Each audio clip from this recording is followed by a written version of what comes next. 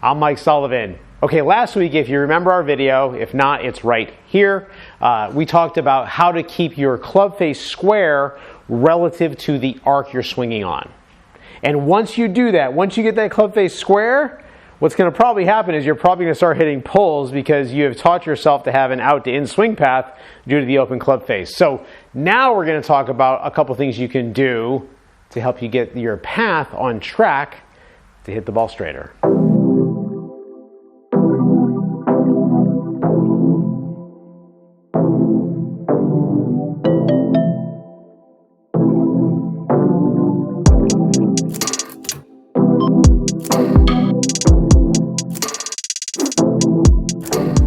Okay, so last time we were out, we talked about really the thing that just the chronic problem that golfers have is slicing, and golfers also chronically play the game with an open club face. So what I mean by that is, a right-handed golfer, their club face is pointed out to the right, and last week we talked about how to get past that, how to fix that. So we're not going to talk really about that. But here's what happens. So that golfer who's got that club face that's open all the time, right? Well, in order to get the ball going towards their target or anywhere near their target, they're going to swing the club on an out to in path this way. And what happens is, even though we have corrected that club face issue, we're still going to have a problem with the path.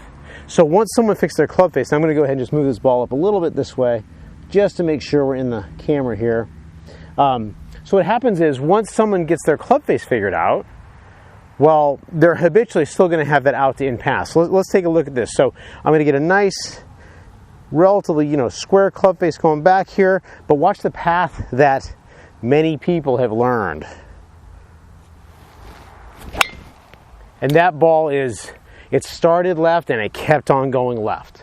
So if you've been a slicer and you watched the video the other day, and you got your club face now square, your ball might be just going left to left the whole time. So let's work on that. So the problem is the swing path. So I'm going to switch to an iron here. So what we want to do is we want to get this club swinging, right around our body, just like that, right? And this is pretty intuitive, right? As I turn back. The club comes back over here this way.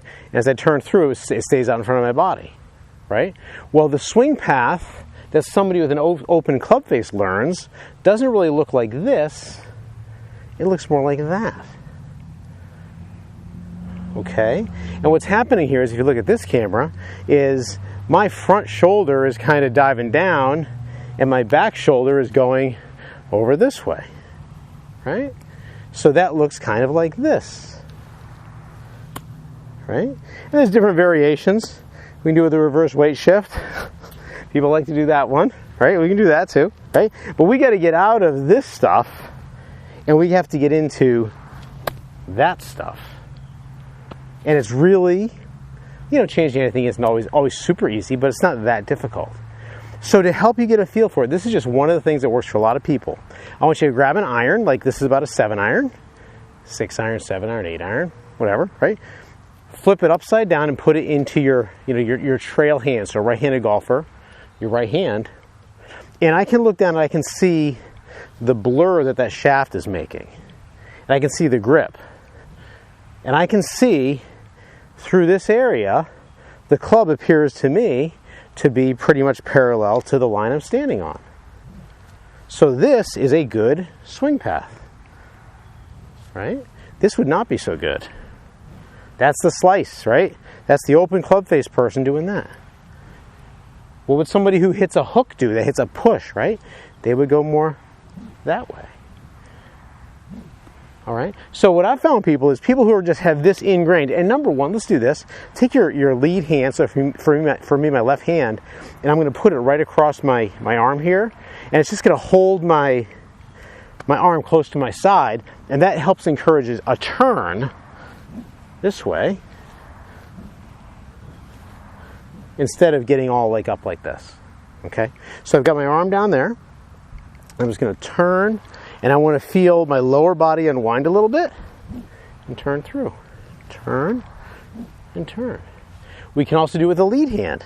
Same thing. I'm going to put my, my strong hand, my right hand on my front bicep here. I can go that way with it.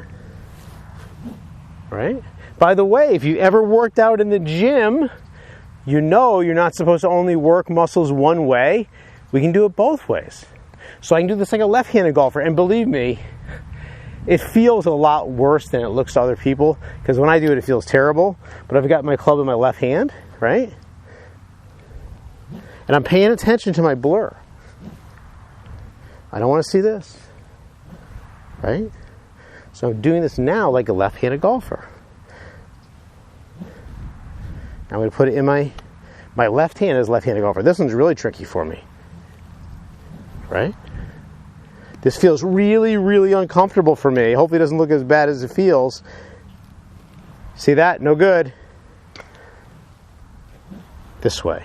Okay, so once we get the feel for just swinging the stick and looking at that blur, hopefully, we're not doing that,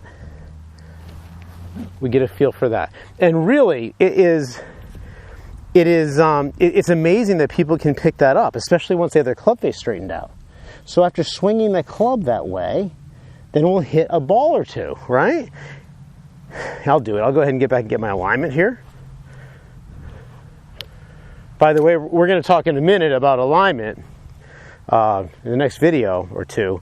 My alignment line is here. This is just parallel to it. I've got it teed up really generous.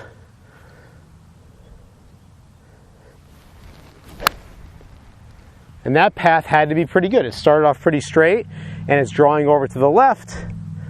Most people will take a draw over a slice, okay? So now that you got the club face under control, and we want to get that path working, try those one-handed swings, both left-handed and right-handed. You got to pay attention though to what that grip is doing. Back of the target, my back stays pointed at the target longer as I swing through. Club face, path. Next time I believe we're going to be working on alignment. I hope that helps. We'll see you next time.